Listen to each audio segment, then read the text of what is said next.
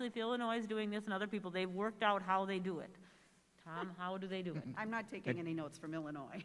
I don't think, we don't have that information for you. We can certainly get that information for you to see how the sales tax is distributed to schools in other states. But we don't have that. No, we don't. I'm sorry, we don't have that. It's just another tax. Okay, so in theory, how do we feel about WASB supporting the implementation of a 1-cent statewide sales tax to help public schools? I like that idea personally, Same. and I sell home. Okay, anybody else? No, you're not going to get free range to raise taxes and do what you want and make your own rules later on. No way. Yeah, I don't support it either. It would be, obviously. Okay, We have so a method of taxing and getting money from the citizens that we educate. I don't see why we would need another one. And who's to say we're even going to get any of the pot? Because, Milwaukee's a lot bigger and Madison's a lot bigger and they're going to want more. And then where does that leave us at the end of the day? So we can tell Jill simply to abstain and not vote on it if we are conflicted as a board. And if nobody speaks up, that's what I'm going to tell her to do. Yeah, that would be my position. So it says it right there in the line 19, this 1-cent sales tax is intended to provide equitable designated funding for all public schools and all students distributed on a per-student basis. Yeah, under Evers, I don't trust it. So, I mean, again, all these things would be, it wouldn't be a unilateral move by any level of government. It'd have to be approved in concert with the governor and legislature and the assembly, the assembly and the Senate in order to actually become a law. Again, to remind you, if the legislature brings this up and talks about it and they want to do it, they don't need the WASB support to do it. No. This is simply Endorsement. an endorsement. Do we want to endorse, or should we choose not to vote? I don't support it. Okay, how about you abstain from voting from that one, because we're not getting anywhere, and we'll go on to the next one.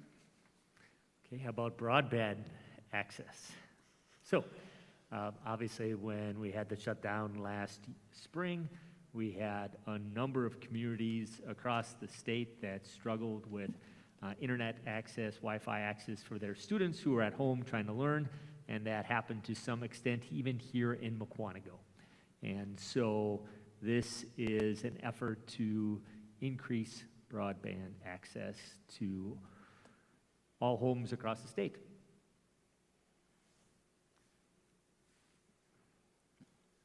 Yeah, we could support that.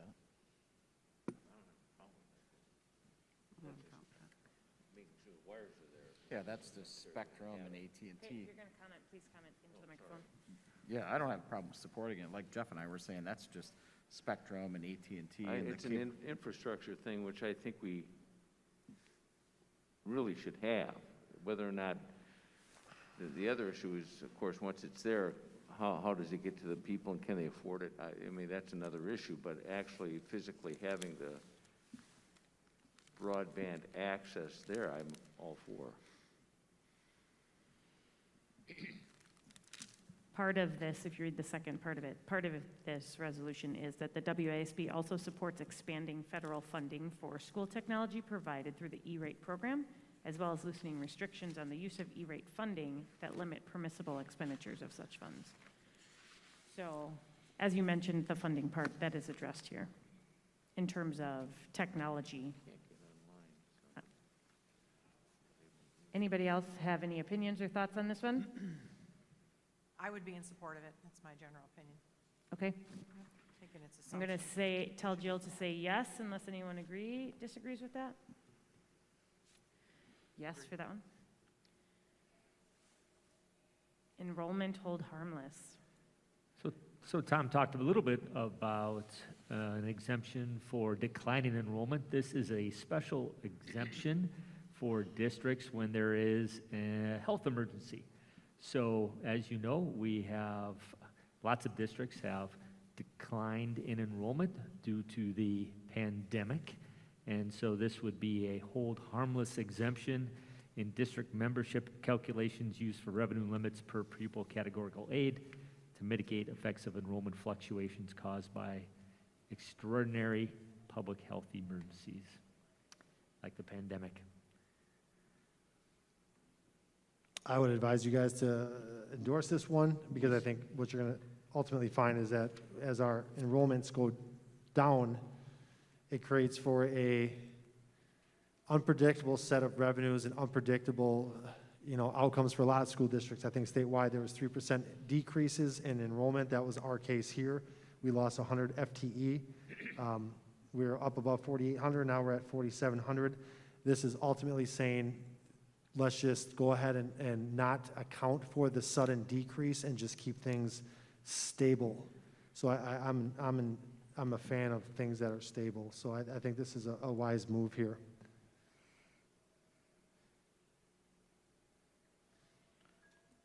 Anybody have opinions? Otherwise, we're just going to assume it's a yes unless anyone says no. It's a yes. Okay, yes. Instruction on Indigenous tribes. Yeah, so the WASB is actually asking the Department of Public Instruction to provide sufficient curricular resources and professional development opportunities for teachers to assist all school districts in fulfilling the requirements of 1989's Wisconsin Act 31. So we have talked about Act 31 here before, because it is the law that requires school districts to provide instruction on the history, culture, and tribal sovereignty of our 11 federally recognized American Indian nations and tribal communities in Wisconsin. It's fine. So Yeah, this why is wouldn't implying quietly, I think, that whoever wrote this does not believe that school districts are doing that job that is required of them well enough, that they're asking DPI to help support to make sure that that's getting done? Am I reading into that too far? I don't think that would be a reach. Obviously, I don't know which district submitted this resolution, but that would not surprise me if some districts believe that others are not fulfilling the Act 31 requirements. And so there should be some more resources for making sure that all districts are teaching or providing that instruction on history, culture, and tribal sovereignty. I mean, I certainly have no problem with it. Does anybody have any reason to not vote yes on this one? Okay, so yes for that one. And then special education flexibility to address emergencies. Yeah, same. Again, due to COVID, the WASB supports legislation that would grant state and federal flexibility for districts in providing educational services, particularly special education services to students during school years disrupted by, again, something like COVID, extraordinary public health emergencies. We can support that. I'm sure Christine would, would definitely support that.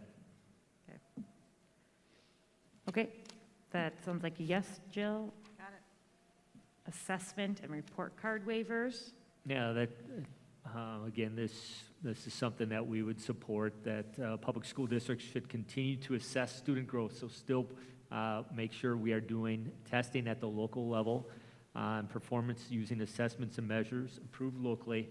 However, the WASB also supports legislation specifying that in any school year or in which a public health emergency, again, this is pandemic related, or other disasters, they wouldn't have the district report card, the DPI report cards. So I can tell you that we support that, right, Stephanie?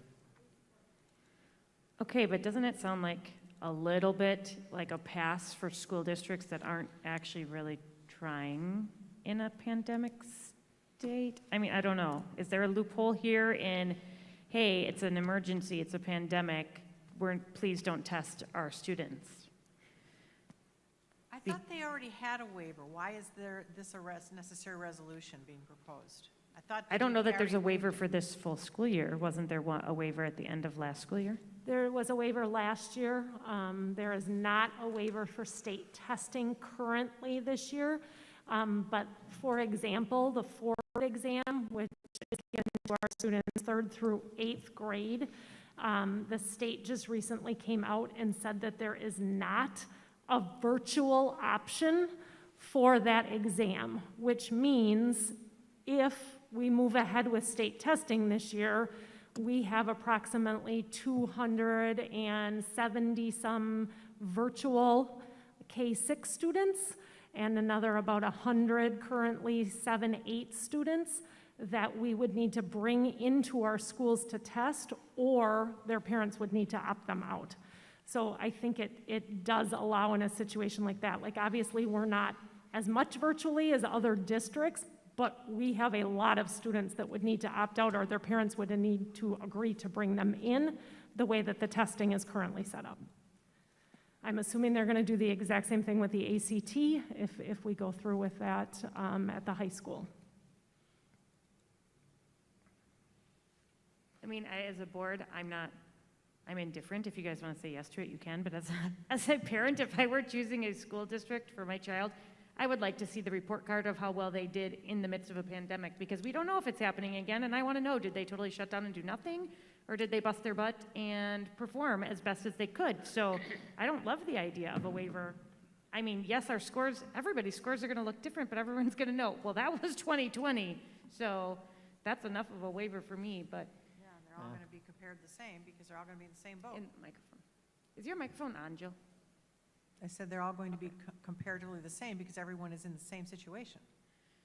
I mean, so Right, it's apples but to apples. I understand what you're saying, Yeah. Stephanie, and that would be very difficult without the waiver to get those virtual students. So for that reason alone, I guess I would say fine, but in theory, I don't really think there needs to be a report card waiver. Maybe assessment, but. And keep in mind that it does say in it that we would use our local assessments, which we are still doing. We've never stopped doing, minus the spring, I should say. We are currently this year doing our local assessments and have data on that for our students. So as a district, that's great, because then we continue to move forward in trying to educate against standards, but when it comes to a state report card, those don't apply. Correct? Correct. Okay. Yes.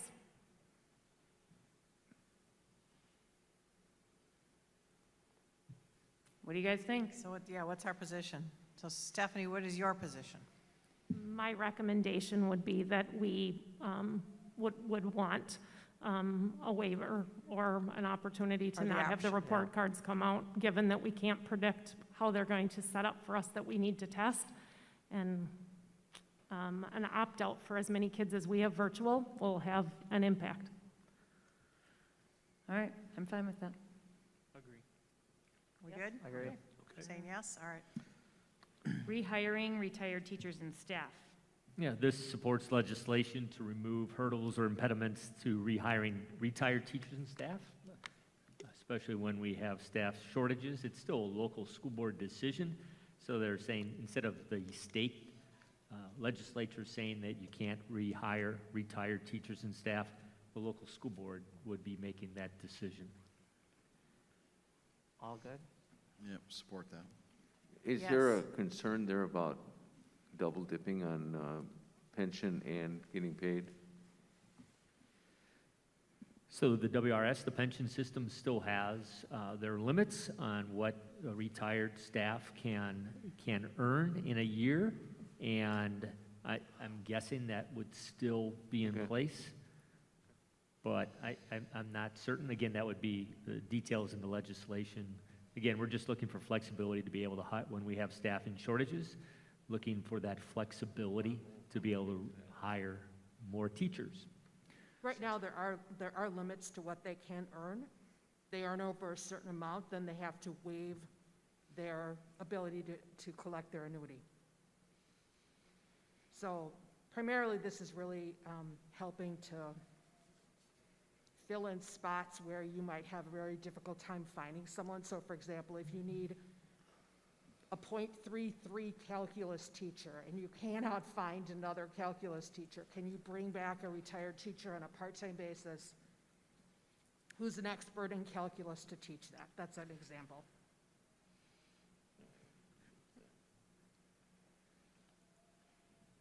So is there any harm in it? Does not appear to be. Doesn't We're all in seem like. agreement? Yeah, I think it Yeah. sounds fine. So yes for that, and then superintendent evaluations. So, believe it or not, superintendent evaluations are public records, so if someone would like to make a public records request to see the superintendent's evaluation, they could do so, and this would change that. I don't support it. Everybody should know what Sean's doing. Fortunately, I my would disciplinary tell. records are not public I know, I records. did see that, I was like, oh, Give me a disciplinary call. records are 014. public. I don't have any strong feelings about this. I don't know, to be honest, I don't know the background of it or where it came from, but I'm good either way if you guys, it's up to you. So do you think a superintendent evaluation should be public or not, is essentially the question. I think the rationale, for some at least, is that board members might be reluctant to provide that constructive criticism for superintendents, knowing that it might end up in the newspaper or on social media. I would Really? vote no. That sounds like a school board member problem, Yeah. so Yeah. I would actually say no to this That's one. like a badge of honor. Employees, in general with public employees, what's They're the not policy? public records. No. It's just, Why are you so special? I think it's because you're the leader of the organization. I mean, but you would be a public employee, correct? Yes. So, Bill. say, for other kinds of public employees, say, I don't know, Tom, or I mean, a police chief, or those kinds of things, are they public? I'm not certain. Tom, I can tell you Tom's is not, Okay. but I don't know I about just the am police or thinking fire if they- chief. For consistency, I mean, if they're not, then I would say let's, In Not make an general, exception. personnel types of Yeah. records are not, evaluative records are not public knowledge. Yeah, I wouldn't I'm support not it. all that keen about that idea. No. Can I make a motion real quick to consider dismissing McKenna and Emily so they can go do some homework? Oh, my goodness, yes. All right. Motion approved? Yeah, Yep. I don't Yes. think it need a motion. I feel like making a motion, Yeah. Sean. Merry Sorry, Christmas, girls. girls. Okay, Yes, Merry Christmas. thanks, ladies. We get all caught up in our discussions, ladies, sorry, we Yeah. Just forget. disappear, you don't need You permission. you can look at each other. You should have run and for school disappear. board later in life, okay? Yeah. These boring resolutions aren't entertaining enough. We're almost done. We're So I think almost we done said with no the on that one, resolutions. Erica. We'll make sure you don't have to sit by Craig next time, okay? Sorry. Comprehensive school safety legislation, so the WASB So is. wait, so what are we doing as the evaluation? You're supporting keeping it I confidential? think we said Yes. no. Said we said no. Okay. Comprehensive school safety legislation supports, WASB supports that safety legislation, which would include monies for new permanent and consistent funding that allows districts to enhance safety and security by supporting one-time and ongoing costs, including but not limited to security improvements to your infrastructure. So if you wanted the bulletproof windows, security doors, et cetera, cameras, hiring school resource officers, that kind of stuff. Yeah, I could support that. that's a yes. Yeah, we certainly support that. Yeah, if there's gonna be a source for paying for safety costs, I don't know why we wouldn't.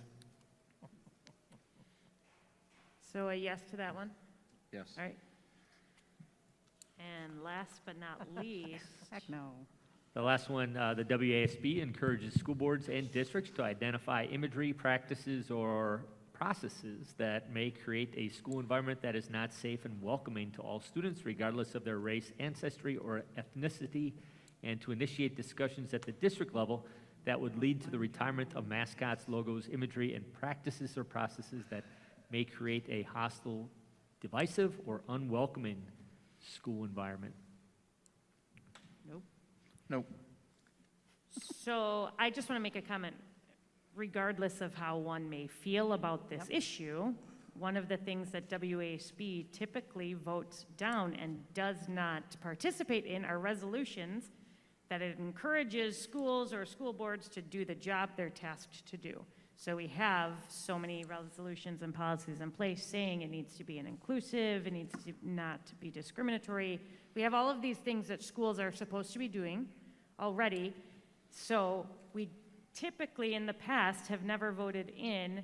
WASB encourages you to do your job is essentially what I'm seeing here. So regardless of the viewpoint, I would say no to this simply because it's kind of one of these redundant, redundant policies, in my opinion. I think that's a no. I agree. It's a local issue. Right. Yeah, I agree, it's a local issue. So we're abstaining? I don't know. Are we abstaining or are we voting no? I think we're voting no. I mean, voting no, yeah. I'm saying no. Indifferent, yeah. Okay, so no on that one. No on that one. I would assume it would get similar votes as it did last year because it's the same one coming back in a different way. So that'll be interesting.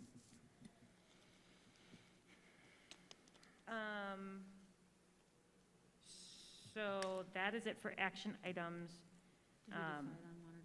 Just to follow up with that, I don't really have a board president report, but if you're interested in attending the WASB convention, it is all virtual, but if you would like to be able to log in and listen and go to the breakouts, you need to let Laura know. I believe she has to register us each individually, even though it is virtual. So that's me letting you know. So if anybody else, shoot Laura a text or an email or catch her tonight before we leave. And then we'll move to Superintendent Report. Just real quick, did we make a determination on the first one, the 1 cent sales tax? Did we say no on that, or? We said no. We said no. I think we said we were abstaining from the vote. Abstain, okay. Abstaining, right. Okay, Okay. you're not supporting Yes, it, correct. bottom line, okay. Sure, that's equal to no. So I have 2 items for the superintendent's report. The first one is very brief, and that's the graduation 2021 update. So we have our date set, Sunday, June 20. And we have signed our contract with American Family Park, or Miller Park, and that's a 10 a.m. start if we're at American Family Park or Miller Park on Sunday, June 20. I just want to make sure I clarify one piece. If we cannot go there because of COVID, obviously Miller Park, American Family Park is in Milwaukee County, so they have different rules than we do. And so if we cannot be there, we'll be here at the high school again, but the time will be different because that is Father's Day, and as you are aware, we do have a parade on Father's Day for Summerfest in Mukwonago, and if there's a parade, we'll have our ceremony after the parade, and so that would be probably closer to 2 or 3 o'clock on Sunday. Just wanted to make sure we shared that. It'll be a big day. Absolutely, yeah. Let me go plug it in here. Is your presentation up? I think so.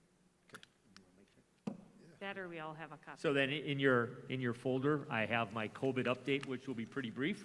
There's about 8 or 9 slides. So 1 month ago, when we were here on November 23rd, the situation looked dramatically different in our district. And at that time, if you...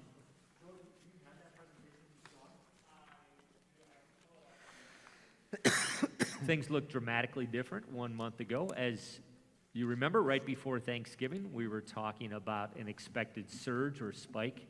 When we came back to school after Thanksgiving, we were talking about the possibility that we might have to switch models and go virtual, maybe these 2 days before Christmas break, or possibly the week when we come back from Christmas break, January 4th, or even the second week. And obviously that is not happening. We remain committed to face-to-face instruction. And believe it or not, we are now 40%. We have successfully completed 40% of the school year. All of our schools have been 100% face-to-face, except Mukwonago High School. As you recall, MHS was virtual for about 7 days in early November. And as I told you in my email update a couple of weeks ago, our alternative program, SOAR, did have to go virtual for 2 weeks. We're continuing to follow the recommendations of the Waukesha County Public Health Department, and I'm going to talk about the quarantine change briefly here in a minute. But bottom line is we had a very good December.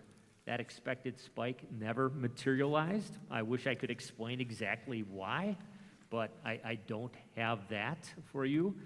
But we should be very pleased with the month of December, and let's hope we have a similar January and February. The next slide just shows our metrics, just a good reminder on what data that we'll be using if we do have to switch from face-to-face to a virtual model. Again, it's an increase in students testing positive to 1 out of 100. 20% of our face-to-face students in a school absent, and that's a rolling 3-day average. Not enough staff to operate our schools safely, and then also it's possible that the Waukesha County Health Department could recommend to schools in our county that due to hospital capacity, that we should consider a learning model change. I can tell you this, I firmly believe that schools are reflective of the communities in which they reside, and so obviously, as cases have leveled off in Waukesha County and really across the state of Wisconsin, that has helped us here in our district and in our schools. As I mentioned, we did adopt the quarantine changes that were created by the CDC in early December. Those changes recommended by the CDC were then adopted by the Wisconsin Department of Health Services and then also Waukesha County Health Department. So although the 14-day quarantine still remains the safest option for close contacts, you can get that 14-day quarantine reduced to 10 days. Again, you have to be asymptomatic. And then you can even get it reduced and come back after 7 days if you have a negative test. So we did adopt those changes, and we've been following those changes the last week or so. I did want to share a little data with you just to show the improvement. And the next slide shows our absences from November 16th through the 23rd in all of our schools. Those are COVID and non-COVID absences. So if you look at that top line on November 16th, you can see across the board that in some of our schools at least, we had extremely high absence rates. Big Bend was at 26% at that time. Prairie View was just a hair over 20%. Rolling Hills was just under 20% at 17.8%. Parkview was at 19.3%. As we got a little bit closer to Thanksgiving, we definitely saw some improvements. And then the next slide shows our absent rate today.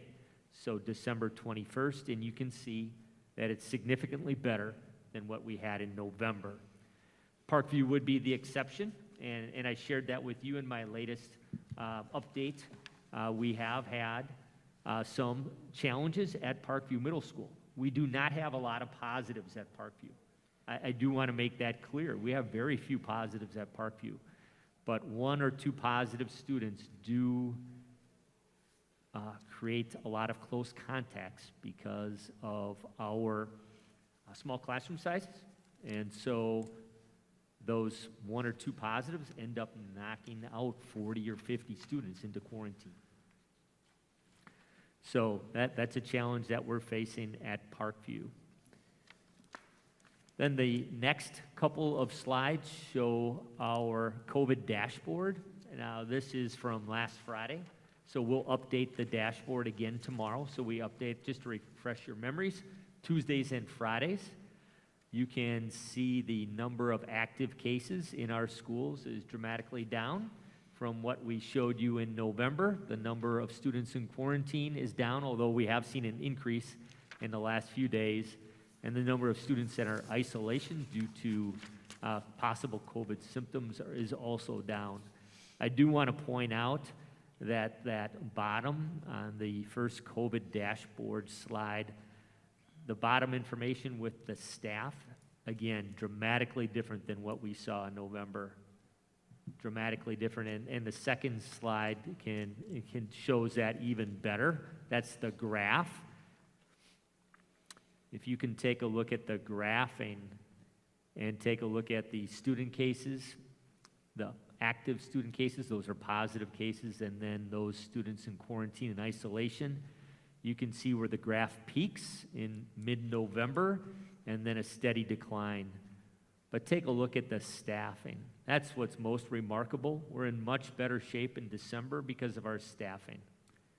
Again, a huge peak with staff absences, active staff cases, and then also staff in quarantine and isolation in mid-November. And then you can see right now, we have 3 active staff cases, and we have very, very few staff in quarantine. So remarkably different than a month ago. And so in conclusion, the last slide, we're planning on returning face-to-face after our winter break. So we should be in good shape after our return, and we hope to have a repeat of December in January. We do know that January and February, there are long months, even in a typical school year, but we'll continue to do our best. I do want to make sure I thank the board for your trust in our leadership. We greatly appreciate that. And we also want to thank again our administrative team, our office staff, our buildings and grounds staff, our custodial staff, our food service, instructional assistants, IT, and of course our teachers for all the work that they've done throughout this first 40% of the school year. And then of course we also want to thank our students who have just been fantastic. So 40% down. We should feel pretty good about that. Anybody have a question? No questions, but I am excited about 40%. Like, yes, here we go. It's a good job. Thanks. So we still need to go into executive session. Yeah, I just have 2 quick things to legislation. share as far as correspondence. As you know, Parkview Middle School has repeatedly been recognized for their PBIS program. And one of the reasons why we're having such success there with our PBIS program the last few years is because we do recognize positive behaviors, and we're able to recognize positive behaviors amongst our students because of community support. And so we have a number of community partners that are listed in that document: Culver's, Taco Bell, Fork in the Road, Blue Bay, Espresso Love, Cousins Subs, Pizza Hut, Shanahan's Coffee House, YMCA, Jay's Lanes, Mukwonago Yamaha, Allure Hair Salon, Dragonfly Embroidery, Wanna Go Biking, Quiltagious, the Rustic Orchid Creative Workshop, Pick and Save, the Garden Mart, and Flurry's Auto Body Repair. All those businesses and organizations donate money or gift cards to recognize our students as part of the PBIS program. So Parkview and I want to thank them for their support. And then in your folder is a great letter from the Wisconsin High School Forensics Association. And we were just for executive session for the Finance and Facilities Committee. We were in Julie Hanish's room. She's being recognized along with a number of students for participating in the 2020 State Theater Festival, which was held December 10 through 12. And so the cast of the play Jack in the Box received the All-State Award for their production, commemorating their advancement and participation in the state festival. And additionally, we have a couple of students. They earned the Crew Award Outstanding Acting, Jamie Schenk as Alice, and Joseph Leffler Bell as Jack. So congratulations to those students and Julie Hanish for their accomplishments at state. Well done. Are those recorded? Are they available to be seen and shared, or? They are. Thank you, Joe. From a voice from the back. Did not know the answer, so we appreciate it, Joe.